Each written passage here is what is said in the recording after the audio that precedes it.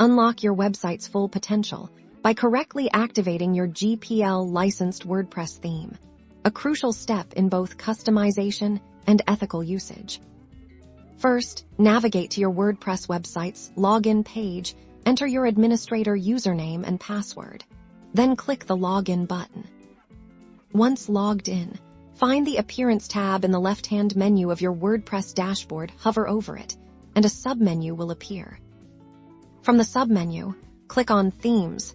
This will take you to your website's theme management page. Here, you'll see all the themes currently installed on your site to add your new GPL-licensed theme. Click the Add New button, usually located at the top of the page. On the Add Themes page, you have two primary options if you have the themes file already downloaded. Click Upload Theme. Click the Choose File button and locate the theme's zip file on your computer, select it, and then click Install Now. WordPress will now upload and install your theme. This might take a few moments depending on your internet speed and the theme's size. Once the installation is complete, you'll see a success message to start using your new theme. Click the Activate button. Congratulations! Your GPL-licensed WordPress theme is now activated and ready for customization.